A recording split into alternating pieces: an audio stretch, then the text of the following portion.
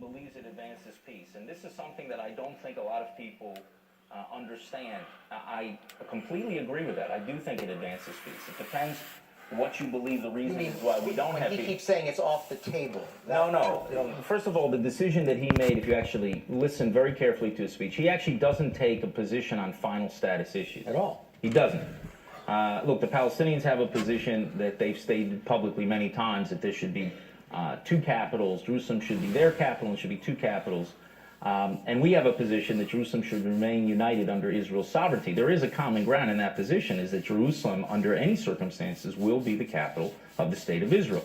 So, in fact, President Trump did not prejudge final negotiations on anything, and he was very clear about that. I haven't predetermined any outcome, and unfortunately, the way that the Palestinians reacted was very different, and they used that excuse to run away from the negotiating table, and we know that. But the reason why I think it advances peace is you have to understand why we don't have peace. If you think the reason why Israel doesn't have peace is we haven't found the magic formula for this or that final status issue, and I suppose you could think that this decision sets back the cause of peace.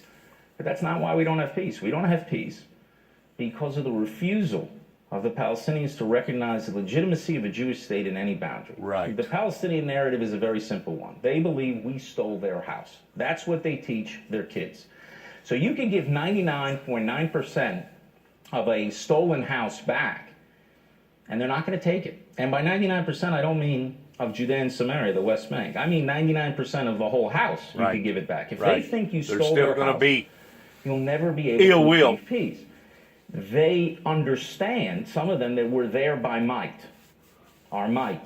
But they don't understand that we're there by right, and they don't accept that we're there by right. And that is why there is a constant effort to delegitimize Israel, not just in international forums, but in a very, very private way on big issues that sometimes some people sort of dismiss. I'll give you an example. Arafat said to President Clinton at Camp David, there was never a temple on the Temple Mount. And Abu Mazen has a very difficult time, if you notice, when he speaks at the United Nations, to recognize a historical connection between the Jewish people and Jerusalem. Just disavowed it last month. He can't say it. Now, the question is why? And no one asks these questions, because, those are ideological issues. Forget about that. Let's focus on, what your position is on two states and what your position is on Jerusalem and what... Those are the issues, the ideological issues. The reason why they do that is to recognize a historical connection between the Jewish people and our historic homeland. To recognize a connection between the Jewish people and to Jerusalem is to admit that the Jewish people are not foreign colonialists in this land. Right. Israel is not to us what India is to the British, or what Algeria was to the French, or what Congo was to the Belgians. This is our historic homeland. It's where our patriarchs prayed and our prophets preached and our kings ruled. Right. And they understand that to recognize that, the whole edifice of this rejectionism collapses. So this is why the president's decision, from a historical perspective, you won't see it in a few weeks and maybe not in a few months, but in a historical perspective is so important because he punctures this great lie, this rejectionism that is greatest on the issue of Jerusalem and most obscene. He punctures it. And I think that lays a cornerstone for ultimately achieving peace. Because only when they cross this Rubicon, only when the Palestinians say that the Jewish people are here by right. Now, they can say that they have rights. That's fine. Then you're in a discussion. I mean, even if the Palestinians said it's 1% yours, right, and 99% mine, then you're in a negotiation. But they don't say that. They say we stole their house. And President Trump's decision was the first decision in 70 years where a leader said they did not steal your house. This house is where, this capital, is where the Jewish people were for 3,000 years in terms of their dreams and their longing, but in what was the capital of the Jewish state for 70. So it was a very important historical decision. Yes, it was. And I hope it will advance the cause of peace. And something similar is being advanced in the United Nations by Ambassador Haley's decision to withdraw from UNESCO. Because UNESCO takes the same position, right? UNESCO, You mean with UNRWA, I think.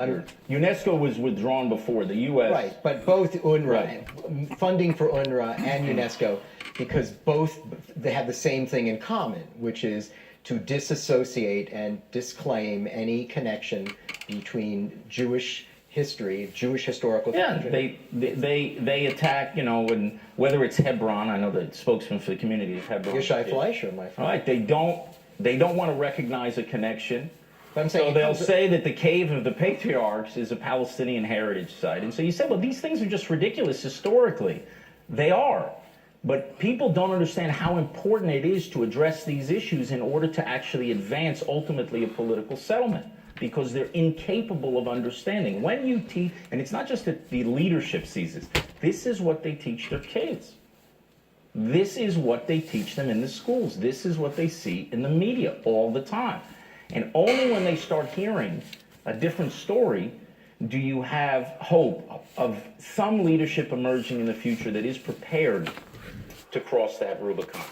And that's why other leaders around the world should follow President Trump. The president of Guatemala announced a couple days ago that he's going to move its embassy to Jerusalem. Everyone who does that, every country that does that, will actually lay another cornerstone in building an eventual peace. I have a couple pieces to supplement. I just love this when we talk to audiences. Not everybody knows this, but what's the trivia question is how many times is Jerusalem mentioned in the Old Testament? I think it's nearly 700, right? To demonstrate this connection between the Jews and their historic connection to Israel. How many times is Jerusalem mentioned in the Quran?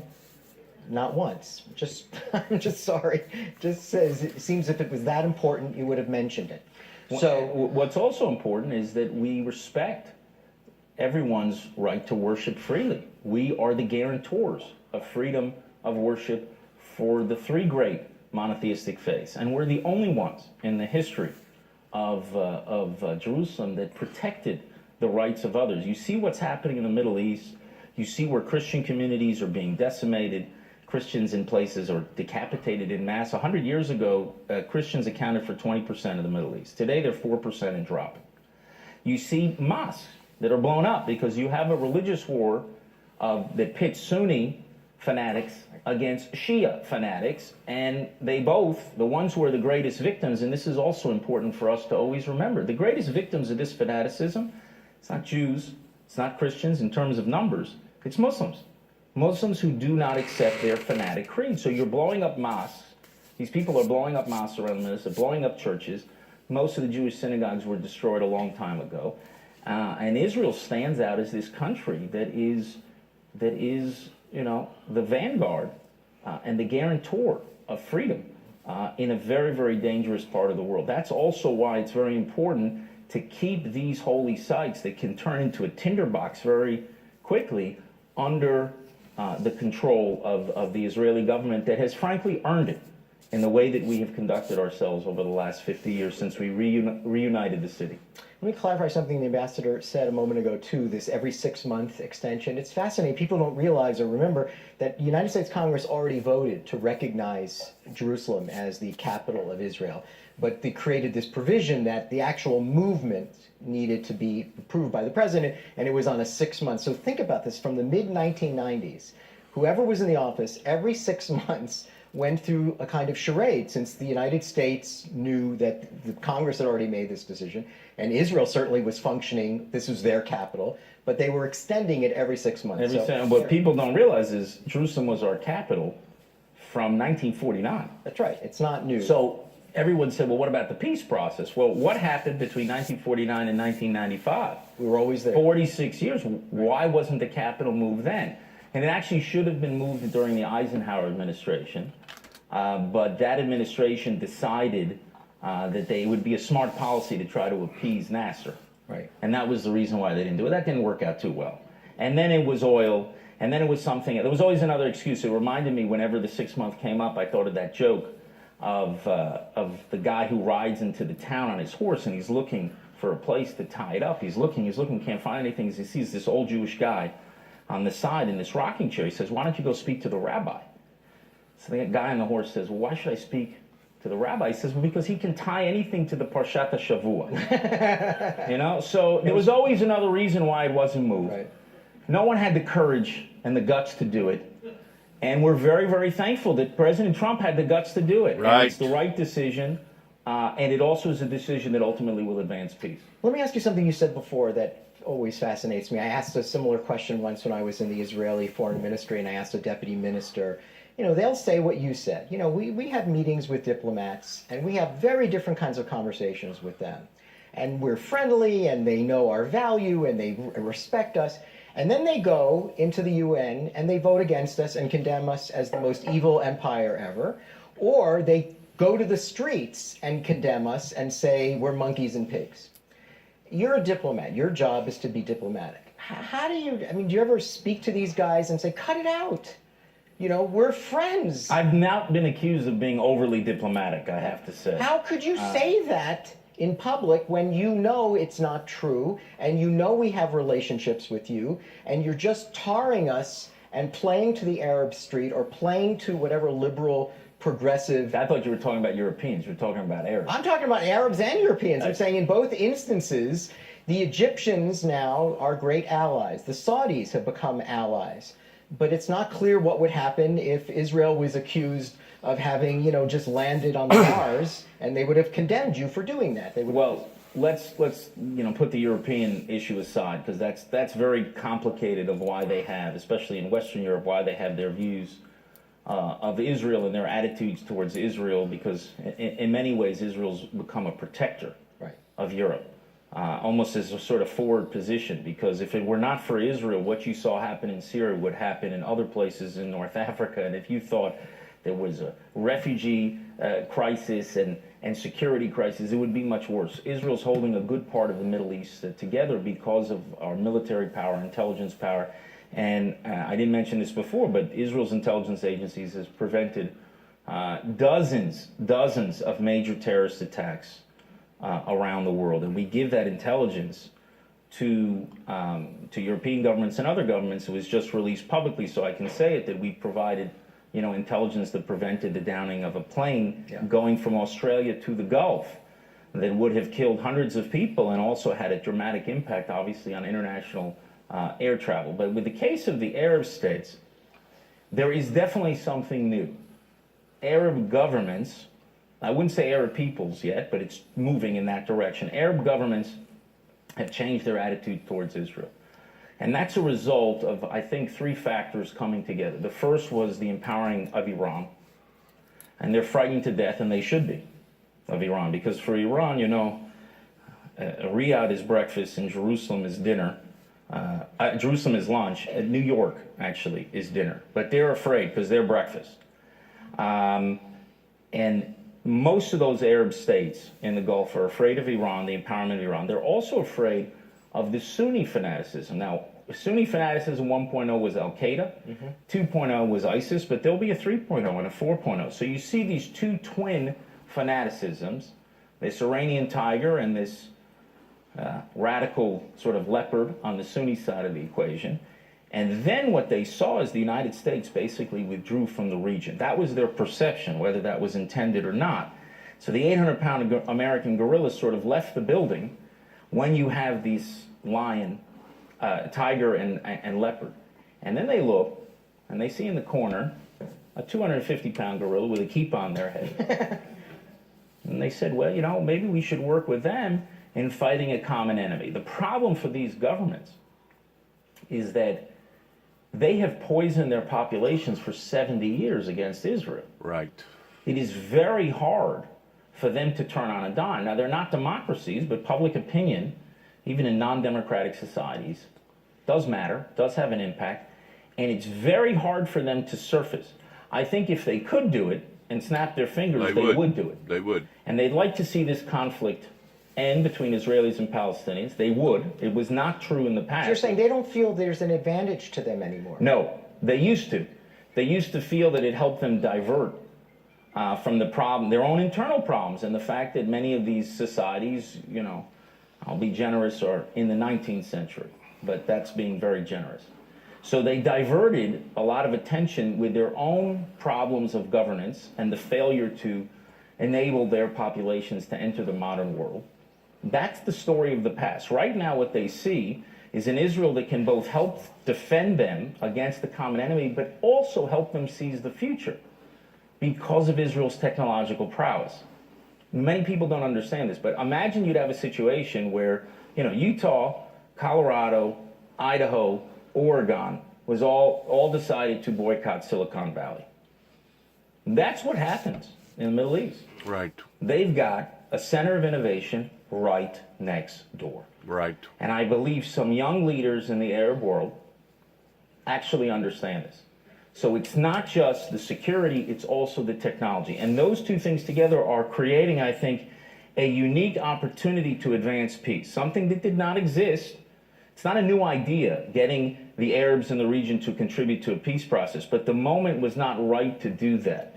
Now that moment is there. How you surface it is something that is very complicated and difficult because of this 70 years of poisoning. But it's something that the team that's working, Jared Kushner and Jason Greenblatt and David Friedman, the team and the other people in the administration that are working on an eventual peace initiative, it's something new that their predecessors actually did not have. And you can have a very good relationship with the Arab states in the region and with Israel. And that's what this administration is showing once again. Well, let's talk about this peace process, since there is some thought there is an ultimate deal in the works. It was just recently reported that Abbas is ill and might at some point resign. His successor is unknown. We know a month ago, again, at the UN Security Council, he, repeated anti-Semitic tropes. He once again disassociated Jews with their historic connection to Jerusalem. You have Gaza is a deteriorating economic mess, and Hamas can't even really put the lights on anymore. I was trying to be optimistic. Yeah, I know. No, I want to know. I know, but I want to know. So, who do we have a peace partner? It may be true that Saudi Arabia and Egypt now have very different connections to Israel. But I mean, the Israeli right has always been suspicious. They've always been skeptical when they would say the question, make peace with who? And rightfully so, because, Israelis also, they're not big fans of baseball, but somehow the concept of 3 strikes and you're out translated into Hebrew, because, we left southern Lebanon and we got a lot of promises of a better situation. We ended up with an Iranian terror base on our northern border. We unilaterally withdrew from Gaza, and we did exactly what the international community says. Lead to the 67 line, uproot all the settlements. We did everything. We actually disinterred people from their graves. And it was supposed to be, some people said, the Singapore of the Middle East. And what happened was another terror base where thousands of rockets were fired. And so Israelis understand that if all of a sudden Israel just gets up and leaves, separate from the issue of who has the right to the territory, if Israel just leaves from a basic security point of view, you're going to repeat this mistake for a third time. So I think they get that. Look, as to the question, I think having an Arab governments, and it's beginning to happen in the Arab world. There's some public opinion, interesting thing. It's internet polling, so it's not entirely accurate. And how do you actually poll in societies that are not democratic? Right. With all those caveats and all those problems, we are seeing trends of more and more acceptance among the younger Arab populations, and they're very, very young, which some people think can be very dangerous. It also affords tremendous opportunities because you have a switch. It could happen much faster. You than mean younger in college age? Yeah, about 2/3 of these populations in many of these countries are under the age of 35. So it's you can have a huge shift in a fairly short amount of time, but there's a willingness to work with Israel and to have relations with Israel. The issue for the Palestinians has always been, and I don't believe personally it depends on this or that leader. I think to believe that is to not understand the problem. The best metric to understand if we're getting closer to peace or not is not to look at what the latest speech was of the Palestinian leader, to listen to what the latest thing said by this or that envoy, or who the president is, or who the Secretary of State, with utmost respect to everybody. It's look at what Palestinian children are learning in the schools and look what they're watching on television. That's how you know if you're moving closer to peace or further away from peace. Peace will come when you have a Palestinian leadership that cares about the Palestinians more than they care about the Palestinian cause. I do think there was one leader, I don't know if it will help him if I say it, but I think Fayyad was the one Palestinian leader who, in my view, in a century, actually cared about improving Palestinian lives. Now, a Palestinian leader who wants to improve Palestinian lives, they're going to want to seek peace with Israel because it will improve Palestinian lives. But understand, the Palestinian cause ends when there's peace with Israel, because the cause, unfortunately, for the last 100 years has not been to establish a Palestinian state, it's been to destroy a Jewish state. Right. That's why the PLO was established in 1964, Right. when they had control of all those territories that they claim to want for a Palestinian state. That's the moderate faction, not Hamas, that says they want to destroy all of Israel. So the problem is you have Palestinian leaders committed to this cause, which has been the destruction of Israel. That's what the cause has been and remains. And they poison the next generation. And they also pay terrorists to murder Jews. You see, this is finally coming to the surface. There's a Taylor Force Act that's working its way through Congress. Palestinians provide about 10% of their budget, about $400 million, to pay terrorists and their families. It's worse than that. It's tuition benefits, life insurance, death benefits. It's $400 million a year. Morbid meaning from cradle to grave. Yeah. It gives a morbid meaning for it. But Incentivizing this death. is a real problem, and no one paid attention to this. Everyone's just saying, okay, what's those 4 final status issues? How can we work out exactly the right formula? Let's get them into a room and we'll get... No. You got to deal with the ideological core of the conflict. Understand, when that decision was put forward by the UN in 1947, a Jewish state and an Arab state, that's what the UN decision was. There were no refugees. There were none of these post-67 settlements. There were no Jews in the West Bank. Well, there were actually in certain places like in Gush Etzion and others, yeah. But when Jews get thrown out of everywhere, everybody forgets it. But yeah, there were some Jewish communities there. But all of these issues that are seen as final status issues, none of those issues were there. There was just a question: would you accept a Jewish state and an Arab state? 2 states for 2 peoples, and they rejected it. And if you don't go to the core of that rejection and address it, Core of origin. and tell them, yes, the Jewish people have a claim to this land by right, and you must accept 3,000 years If you ago. don't do that, you will never be able to actually have a genuine peace. You can have a Right. peace based on deterrence, which is essentially just new lines, armistice lines. Sure. But because Israel is so small, that becomes almost impossible to do, to protect yourself when you have a Palestinian leadership that's not devoted to a state that will live alongside of Israel, but want a state instead of Israel, or a state not to end the conflict, but to continue the conflict. George Bush, or was it Lyndon Johnson, who said the thin neck, we have parking lots in Texas wider than this?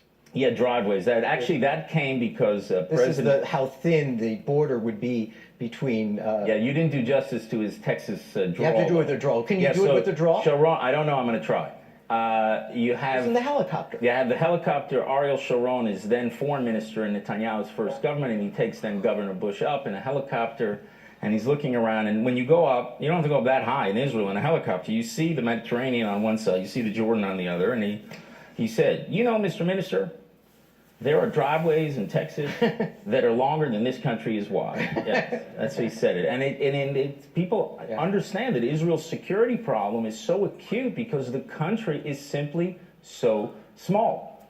I know everybody, and it's also a very dangerous neighborhood. I know that people think the key to peace is mutually agreed land swaps.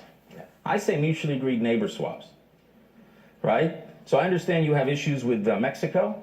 So we'll swap Syria for Mexico. What do you guys think? All right? And then we'll take Canada. Take anybody you want from the rest. But we're in a very, very dangerous neighborhood. We're a powerful country, but we're a very small country. And if we do not make the right decisions, we can go from great strength to great vulnerability like that. That's the danger. And you'll win a couple of good editorials in newspapers in New York and elsewhere. But as Golda Meir famously said, what? You remember what she said? Loving their children as much as... Yeah, well, she said that too. But she said, you know, better bad press than a good eulogy. Eulogy, right. So speaking about dangerous neighborhood, Iran... I don't agree with that. They've become much more promiscuous now in the region. Just recently they launched a drone into Israel. Israel shot it down. They flew into Syria, knocked out some aerial defense batteries, destroyed some military installations, but they're in Syria. Syria is either at the end of its civil war or not, but we have no idea what's going to happen after. There's ongoing support of Hezbollah. You now have a new president who wants to take a tougher position on Iran. What is it that you hope President Trump will do? Modify the agreement, decertify the agreement, insist on military inspections, take away the sunset provisions, snapback provisions, all these things. What's the most effective thing to do now that we already have this agreement in place? Well, look, there's been bad agreements in history, and you can't just say when you know an agreement is bad and not working that everyone says, well, we have an agreement and so we should just continue and we should just walk off the cliff. Understand what the problem with the deal is. This deal, nuclear deal with Iran, puts us on cruise control heading over a cliff. Right. That's what the deal is, and I'll explain why. That Obama What done. the deal says is that the restrictions that were put in place on Iran's nuclear program, those restrictions are automatically removed at a date certain. At first, when the deal was signed, it was 10 to 15 years. Now that's 8 to 13 years. But they're going to be automatically removed. It doesn't matter if Iran continues to be the foremost sponsor of terrorism in the world. It doesn't matter if Iran remains committed to Israel's destruction. It doesn't matter how Iran behaves. What matters is that the calendar has to change. And Iran then will not need to sneak in or break into the nuclear club. They will simply walk into the nuclear club, because when those restrictions are removed, Iran will legitimately be able to enrich massive amounts of uranium. So they will not just go into one bomb, they could have an entire nuclear Which arsenal. is insanity. So we are on cruise control heading over a cliff. And when people say, hey, the deal is working, well, to say the deal is working is to say the cruise control is working. What about the cliff? And the job of a prime minister of Israel is to think about that cliff and avoiding that cliff. But it will happen if the trajectory is not changed. Right. And the major flaw in the deal is what you said called the sunset clause, which is the automatic removal of all these restrictions. You remember the prime minister made a speech in Congress 3 years ago. If you go back and reread the speech, you will see very clearly what he says the major flaw is. He said you must link the removal of these restrictions to a change in Iran's behavior. Treat Iran as a normal country when it starts acting like a normal country. But that's not what has happened. And you have this inspection regime, which is a joke. It's a joke. It's looking for the proverbial keys underneath the lamppost. The Iranian regime says we're not going to allow for the inspection of military sites. They did a self-inspection, those of you who really follow this closely, about 3 years ago, which is another joke. It was a joke. And we have to change the trajectory. Europe is in a position of containment, meaning they are trying to contain a nuclear Iran. We'll have to live with it the best we can. What President Trump did in October is he shifted the U.S. position from one of containing a nuclear Iran to preventing a nuclear Iran. Amen. That's the position of Israel, and there must be a radical change in the deal, that it must be fully fixed.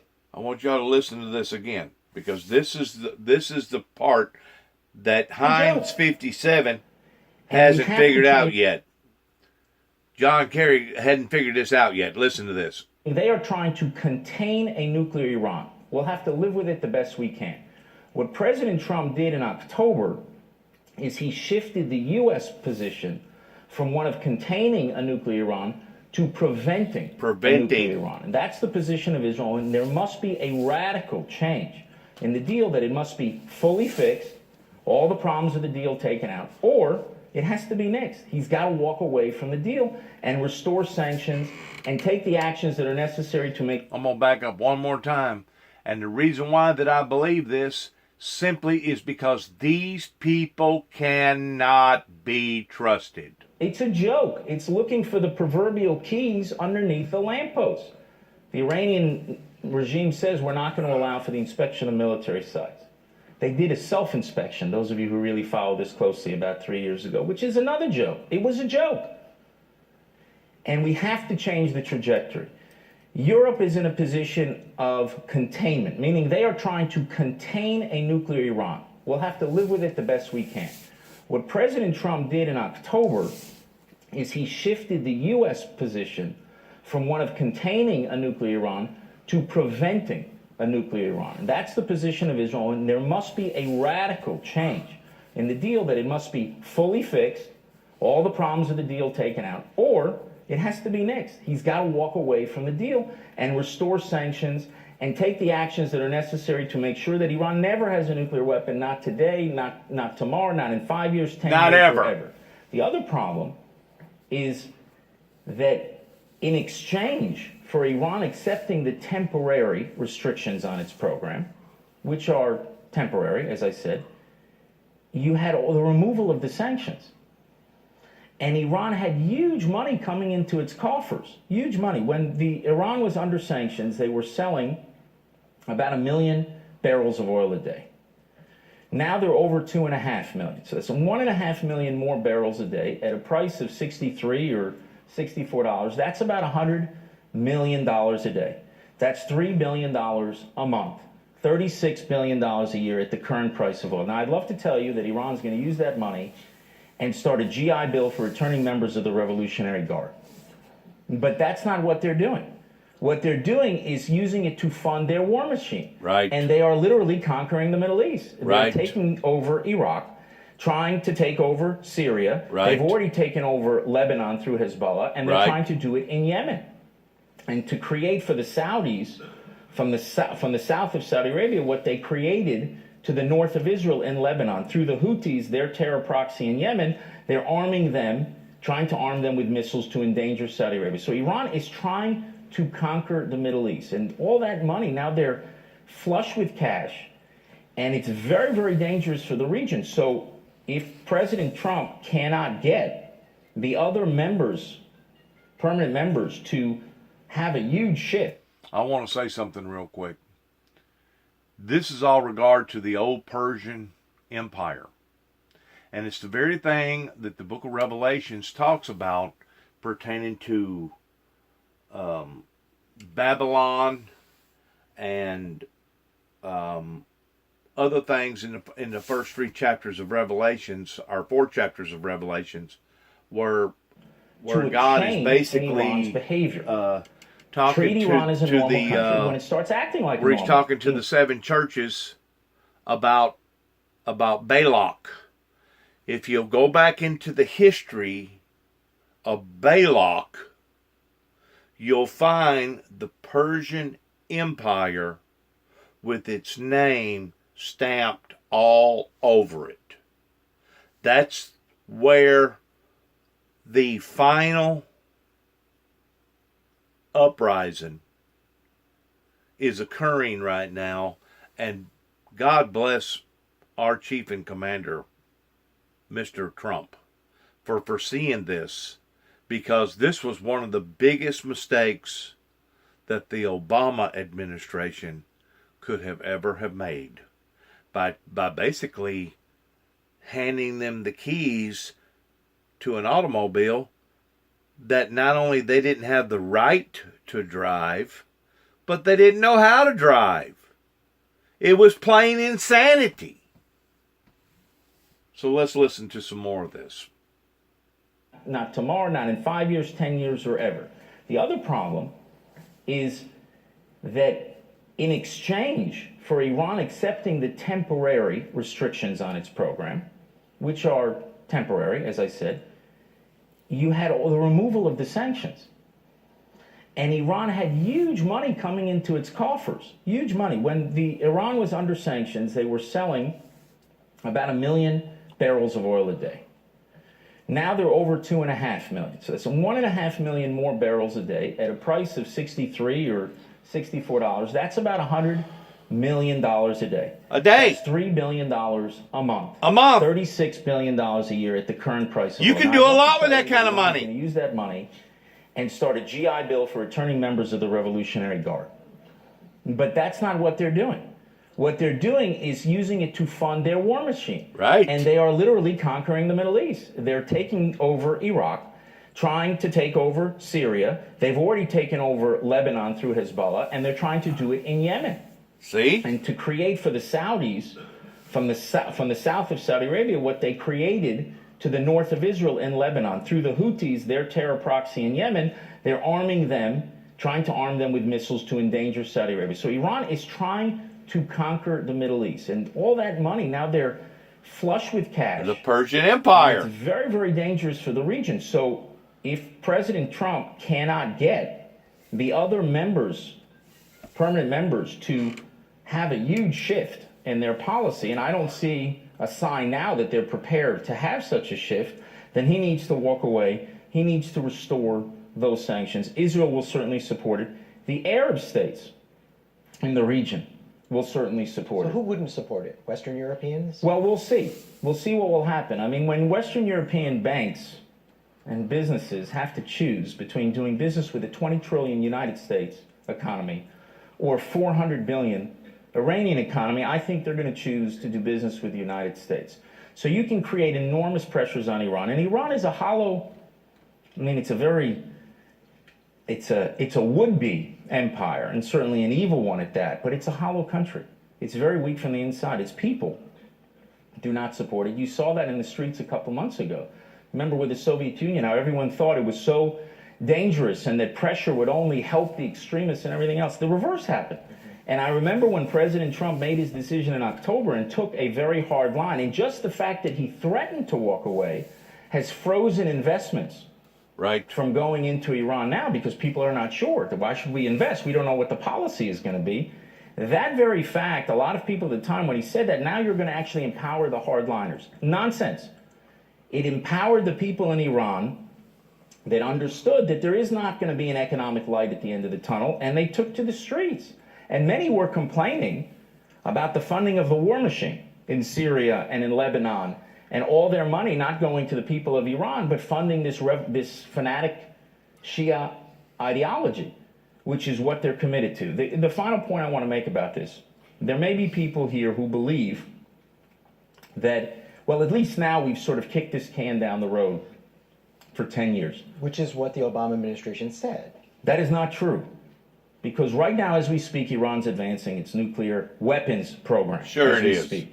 Because they are doing R&D on advanced centrifuges, which they are allowed to do under the deal. That's what spins and enriches the uranium.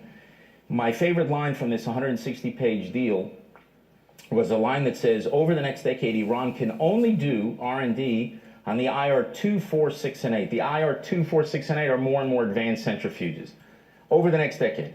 That's like saying that Apple can only do R&D over the next few years on the iPhone 11, 12, 13, and 14. So under this deal, Iran is illegally doing R&D on advanced centrifuges, and they are developing ballistic missiles that have range, further and further range. And those missiles, they're not for us. They can already hit Israel. Those missiles are for you. And only in cartoons do you put TNT on intercontinental ballistic missiles. In the real world, you put a nuclear warhead. And this is happening. Everyone is going through the motions internationally, and everyone's saying, well, no, you shouldn't do that. They are developing intercontinental ballistic missiles to reach all of Europe and ultimately the As United we States. speak. And now you have in North Korea a single, and maybe there'll be interesting news today there, but you have in North Korea one regime, which is essentially a family business, and half of Asia quakes. Right. Now imagine that you have a fanaticism with this revolutionary ideology, which has intercontinental ballistic missiles and 100 nuclear weapons. That's the world that we're walking into unless we change the trajectory. And one final point I want to make about that, because I mentioned North Korea. You remember there were negotiations with North Korea. It was the six-party talks.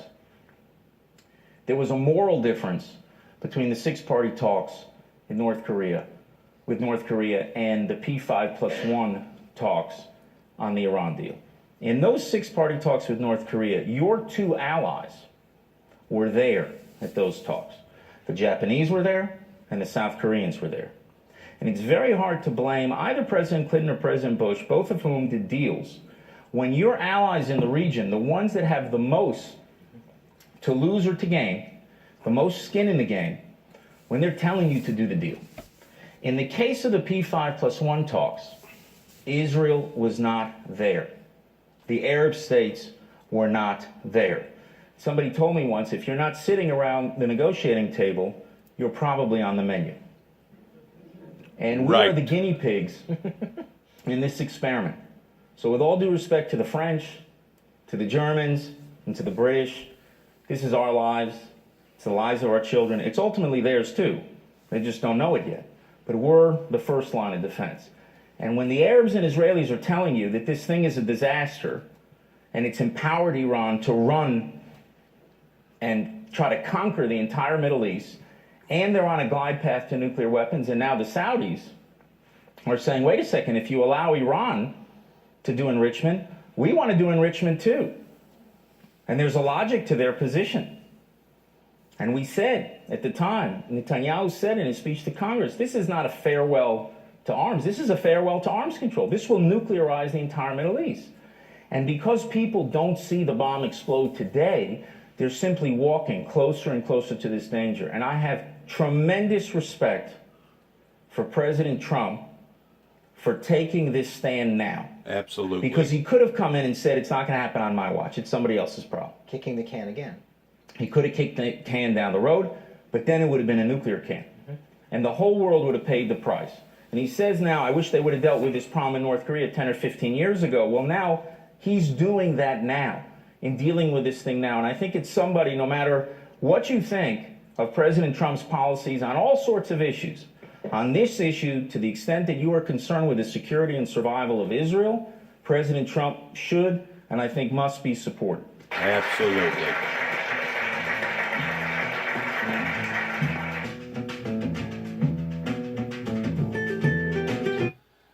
It becomes a very complex situation over there because it's just a big tinderbox to begin with.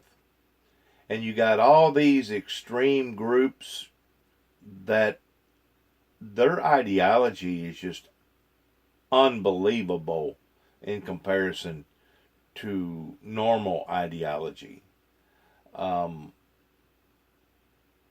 Once more, this is part of the biblical Bible prophecy that has been predicted that will be a major eruption pertaining to the war of Armageddon, the holy war that it talks about there in the first 4 chapters of Revelations, whenever God is basically speaking to the 7 churches, and he's talking about the old Persian Empire, of it rising up and sticking its ugly head out pertaining to Balak.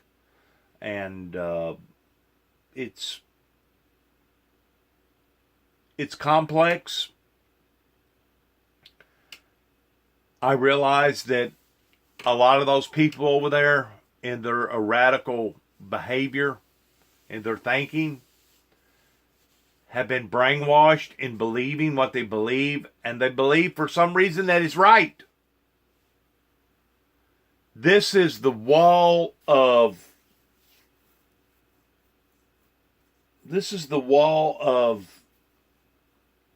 hate that we as a Christian society must be willing to sacrifice, even the ultimate sacrifice of convincing these people that what they're doing is not of God. What they're doing is of the devil. It's of Satan. It's of the dark forces. And basically, what has put these people in this predicament is that they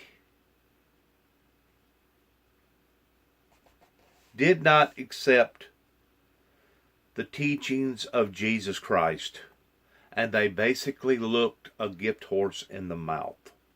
And because they looked a gift horse in the mouth, this is the consequences in a country that turned their back on a holy, righteous God.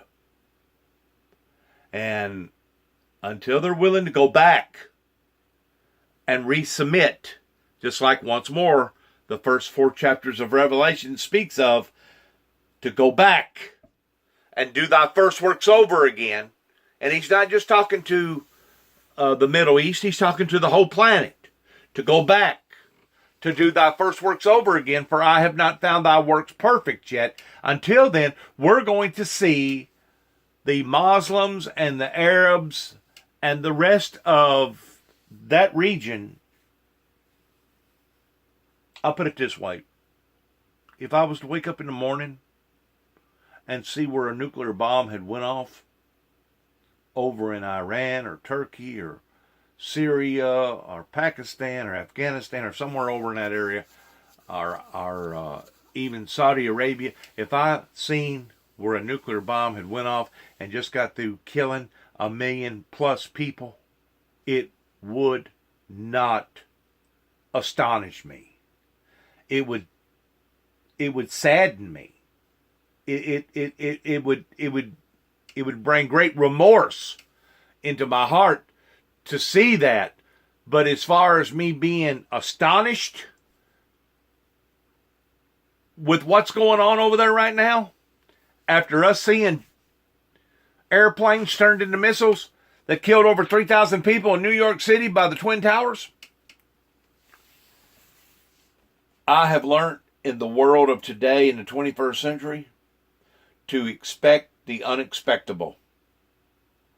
And until we, as a true Christian society, I can't say this enough, steps out of our normal boundaries and start teaching these people that what has occurred here is on a psychological barrier to the point that they have been brainwashed.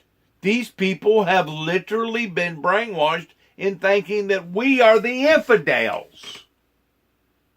And it's the exact same thing that happened during the time whenever the very people that was supposed to have been the patriarchs, was supposed to have been the pillars of the community, during the time that Jesus was walking and talking and telling them about various things, love thy enemy, turn thy cheek, the Good Samaritan laws, etc., etc., etc. I think a lot of the people that study the Bible knows what I'm talking about. Until they are willing to go back and reanalyze their own ideology, things over there are going to escalate, and they're going to get worse and worse and worse. I pray every day for the children of that area, because if you look at the refugee problem, which is give or take about 3.5, 4 million people, it's one of the most saddest humanitarian problems on the planet. It's even sadder than over in Africa. And that's saying something. That's saying something. Those people's eyes have been blinded. And it's the Antichrist spirit. Like I said a while ago, they rejected the teachings of Jesus. And this is the consequences of that. They looked a gift horse in the mouth. They shook their fist in the face of God. And it was the rabbis, the priests, it was the holy men that accused Jesus of him being a blasphemer, that he was committing blasphemy. And the whole time, it wasn't Jesus that was committing blasphemy. It was the very people that was accusing Jesus of these things that was committing blasphemy. When the blind leads the blind, according to Jesus' teachings, then shall both wind up in the ditch. And that's exactly what has happened over there. And it's a formula of catastrophe if we, as a Christian society, do not step up to the plate and try with everything emotionally possible to convince these people that please stop. This is insanity in what you people are doing. please stop this. Because you got to look at, like this guy just got through saying, you got to go to the core of origin of when Jerusalem was allotted of being the head of God's affairs, which was 3,000 years ago. Father Abraham. And King David pretty much officialized where this should have went. It's sad. If there's ever been a time that we needed to pray for our brothers and sisters in Christ over in the Middle East. Because like I said, it is so unstable. I am thoroughly convinced that I could wake up in the morning and see the headlines pertaining to the Jewish broadcast station or other national known media entities to where somebody just got through pushing the button on a big, big, big nuclear bomb. And we're not talking about the destruction of a few hundred people. We're talking about the destruction of several 100,000 people. We're talking about the event that could possibly engineer into the house of cards falling to the point of one country retaliating and another nuclear bomb going off, and then that country retaliating to the point that 2 nuclear bombs went off. And we're talking about the possibility of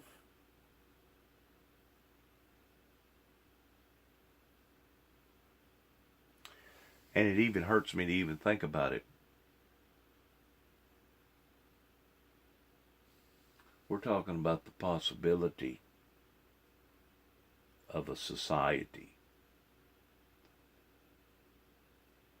that could cause this planet to be uninhabitable for not only mankind, for the Homo sapiens, but uninhabitable for all creatures of life. And that, my friends, grieves my heart to the point that I cannot bear to even begin to think of something like that occurring. So please, as I'm ending on this little program of mine, if there's ever been a time for the Christians to pray for our brothers and sisters and our neighbors across the pond pertaining to what is going on right now in the Middle East, if there's ever been a time that we needed to pray for our own leadership over here pertaining to Donald Trump's administration and those that are going out seeking the truth towards trying to awaken these people in the type of hypocrisy that they have been subjected to, it's now. We need to pray for these people on a day-to-day, everyday occurrence. Because I'm telling you, there's a possibility. 1 could create 2, 2 could create 4, 4 could create 8, 8 could create 16, 16 could create 32. We're talking about the end of civilization as we know it. I don't know if people know this or not, but we have enough uranium and nuclear stuff up onto this planet that we can destroy the face of this planet 700 times. That means once these house of cards ever start falling, they could continue to fall. And they won't be falling a little bit. They'll be falling a lot. Just from the nuclear fallout. If, let's say, the Middle East was to completely, totally annihilate itself towards turning itself into a big sandbox. A glowing sandbox to where every human being over there was annihilated. I'm hypothetically speaking, in which, God forbid, I hope that this never happens. But just the nuclear fallout that could sift its way over into other countries would be absolutely astronomical. And if it was contained just in that area alone, because of it going up into the atmosphere, it could affect us over here to the point that we would see masses amounts of cancer ratings that would proportionately grow out of proportion on levels like we've never seen before. We wonder how come over here that everybody's got cancer. A lot of people say, well, it's because of the chemicals. Well, that's only part of it. It's also got to do with the atmosphere. It's got to do with the the communications that we use towards killing out the bees. It's got to do with everything that we breathe, talk, walk, and are part of. It's not just necessarily what we drink and what we eat. It's what we breathe. It's what sticks to our outer layers of our skin and absorbs into our inner layers of our skin. You keep in mind, we're just like a sponge. You are what you eat. And if the only thing around you is toxic, then that toxic is going to get into your bloodstream. It's going to get into your system some way or another. Please pray for Israel. Pray for Jerusalem. Pray that we will see a mighty move. A real, true, godly move in diverting from possibly one of the biggest catastrophes known to humanity.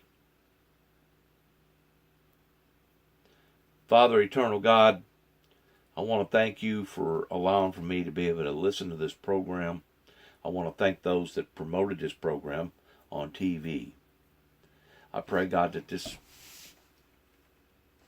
promotion that the Windmill Ministries Missions is putting out will help to enlighten those who are out of touch with reality, of understanding that what went on in the Obama administration was just fuel to the fire pertaining to adding insult to misery towards a catastrophic event that was doomed to occur. I just pray, God, that you will continue to bless our chief and commander, Donald Trump. Bless his administration. Bless those who are seeking peace, just as your holy word says that blessed is the peacemaker. Blessed are those who seek peace in some sort of diplomatic, scientific, supernatural, spiritual way. Blessed are the peacemakers, is what your holy Bible says.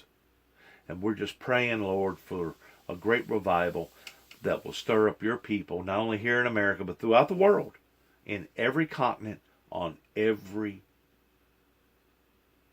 command post known to every nation and to every country. We thank you, we praise you, we glorify you, for you being with us, in us, and for us. We thank you, Lord, for the strength that you've given us. And we just ask, Heavenly Father, that you lead us, O Lord, not into temptation, but you will deliver us from this evil. We thank you. In Jesus' name. And amen.